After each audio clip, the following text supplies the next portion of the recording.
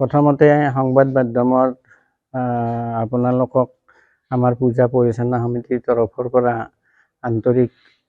শুভেচ্ছা আৰু ধন্যবাদ জনাইছোঁ। কিন্তু অতি দুখ আৰু পৰিতাপৰ কথা যে আমাৰ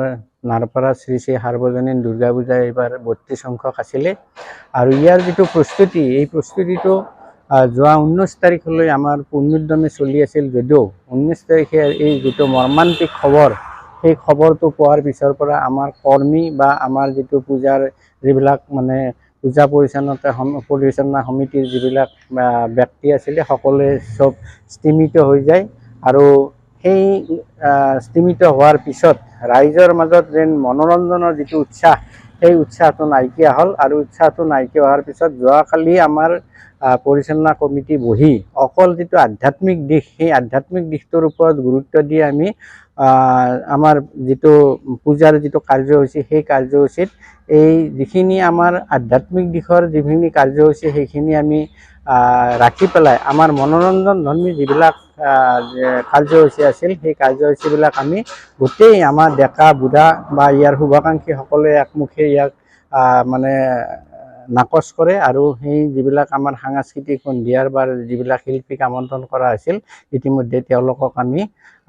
আমাৰ ইয়াত অনুষ্ঠান অনুষ্ঠিত নহয় বুলি আমি তেওঁলোকক জাননী প্ৰেৰণ কৰিছোঁ। নমস্কাৰ, আপোনালোকে ইতিমধ্যে জ্ঞাতই যে যোৱা 19 ছেপ্টেম্বৰত আমাৰ সকলোৰে হিয়াৰ আমঠু মৰমৰ জুবিন দা এই সংসাৰৰ পৰা অনন্ত কালৰ বাবে অনন্ত ধামলৈ গতি কৰিলে। তো যুৱ চামৰ লগতে সকলো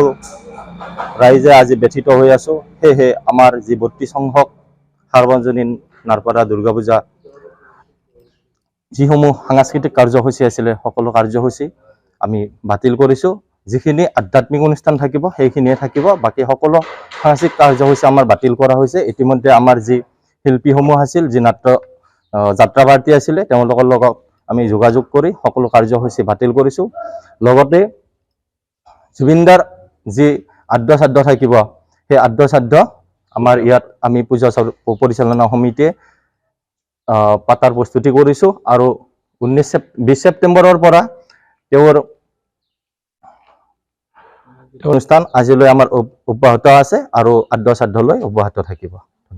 যিকোনো খবৰৰ বাবে যোগাযোগ কৰক 7099017330 লগতে 7099017110 নম্বৰত।